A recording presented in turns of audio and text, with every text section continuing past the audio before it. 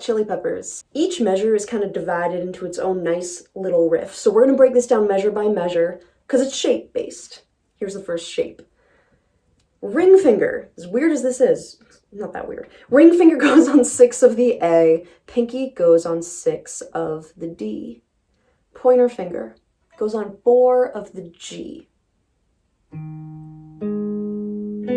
Once those fingers are down, you just pick through them. You do these 3 in pitch order from lowest to highest. So, A string, D string, G string. Cool. You actually go back to the D string one more time. So we're going to play those 4 notes and then freeze. Check it out.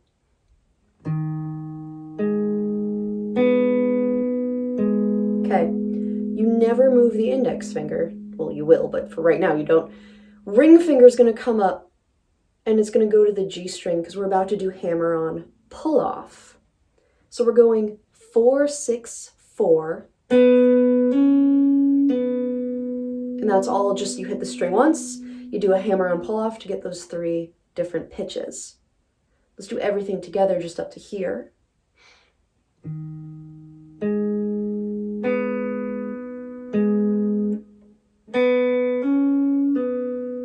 The next 2 notes are really important.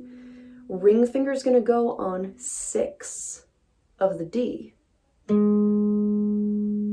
then you pluck the G string, which, like I said, the pointer finger doesn't move, so you just pluck 4 on the G. Index finger doesn't have to move for the first measure, which is really nice. It gives you something to kind of ground against.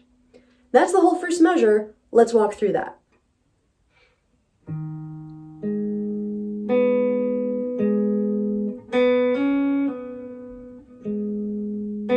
Freeze. The only thing I want you to do is put your pinky down on 7 of the A. This is the next shape. These 2 measures kind of flow really nicely into each other. So starting on measure 2, here's the shape. I like to get the shape set up beforehand, which kind of happens naturally on its own if you're following these fingers. Pinky, or A string, 7 on the A string. Ring finger's already down on 6 of the D, pluck that. Index finger still has not yet moved, so pluck 4 on the G. And then you are going to go back to 6 on the D.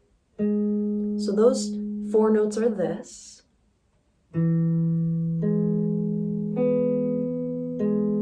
Guess what? We have the hammer-on pull-off happening again. So still, same rules. Don't move the index finger. But the ring finger is going to lift up. It's going to hang out on the G string. You're going to hammer-on pull-off. Hammer-on pull. There's so many. You're going to do that concept from 4 to 6 back to 4. Cool. Let's go right up to there. Just starting on the second measure.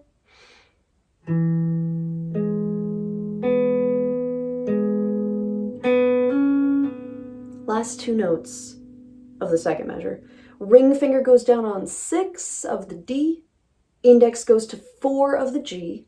You just pluck those 2. So let's measure all together. I'm going to speed it up just a tiny bit. See if you can follow me.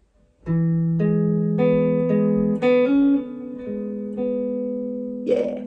Let's do the first 2 measures together because I want you to focus on putting the just kind of flowing between measure 1 and measure 2. If you can get that gracefully, you'll start seeing how speed plays into this. I'll put the metronome on 90. Here we go. 1, 2, 3.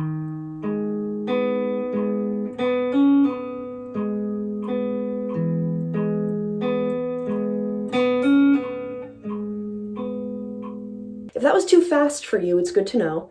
You can slow this down with the Elmore pedal.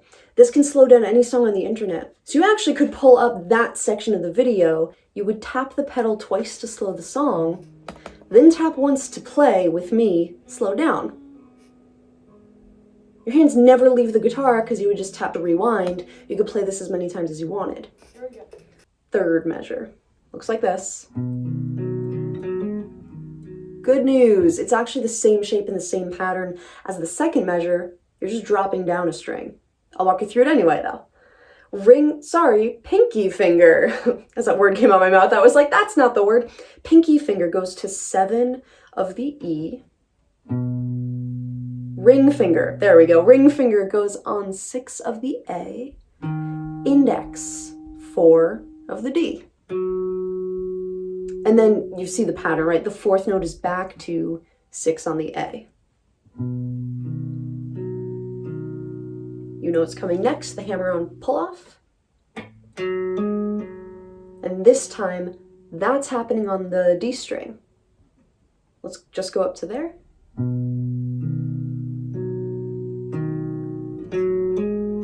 Last 2 notes is going to be ring finger back to 6 on the A.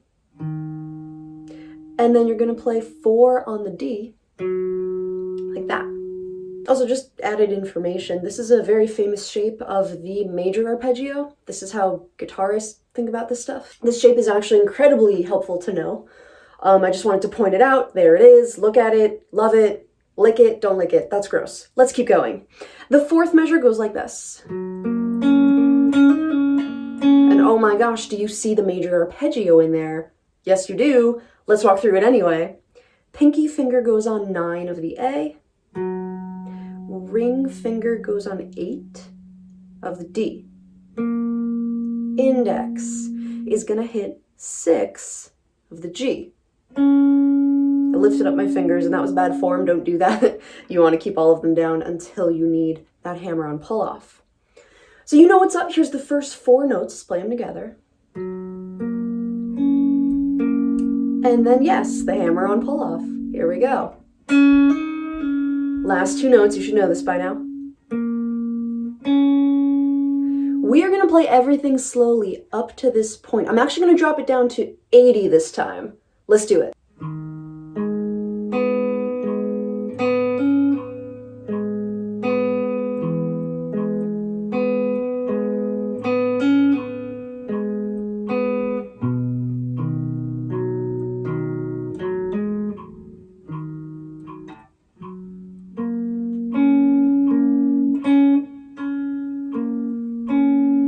Now the second time around, there's one small change. Second time around looks like this. First 3 measures are exactly the same, but the 4th measure, we're going to change to this.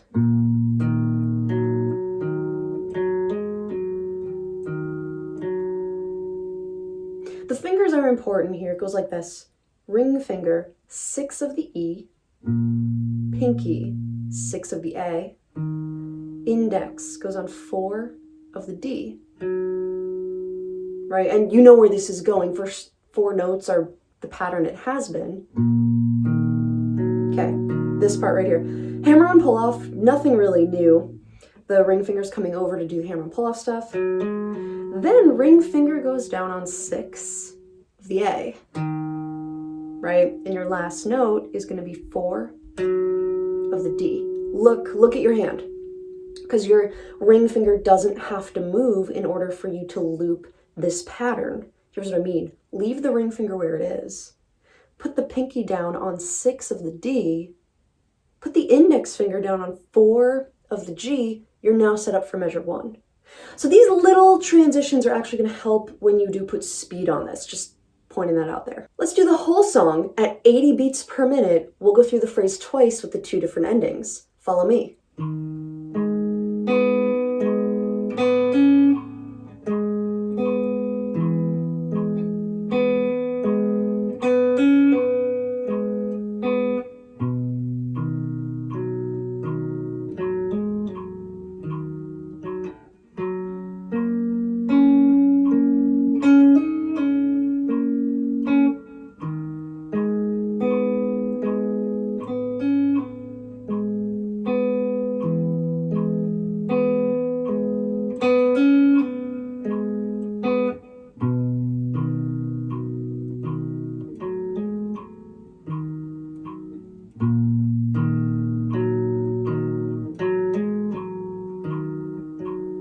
Here's some strategies that help my students.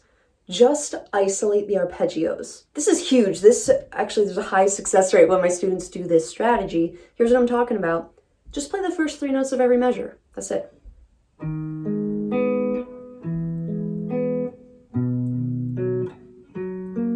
Second strategy, play these as if they're chords.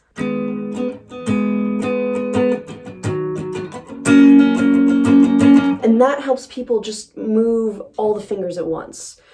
Some of my students' biggest problems is they actually will move one finger at a time, and that will slow everything down. Next thing, I like my students to analyze stuff. I'll put the PDF in front of them and I'll say, analyze this. What is the least amount of movement you can make going from measure 3 to measure 4? I'll give you a technical exercise to show you an example. Okay, so play measure 3, and when you're done, just freeze. What happens next? Look at where your pinky needs to land next. So my eyes are now on the A string, 9th fret, okay? In just a second, I'm gonna have my pinky hop up there. So play measure 3. Freeze, lock in, A string, 9th fret, and then hop. And this is also a spot where I say people put down one finger at a time, and that slows them down. This is exactly one of those spots. You know, if you can go as if they're chords, you just sped up your transition time by a lot. So it's okay to be wherever you are, but it's also helpful to know these are the little things you can shave off, the little details you can work on to help speed this up. If this content is helpful, please like and subscribe. Click Elmore Pedal. They're a company focused on learning and education. Strong values to my heart, is that obvious?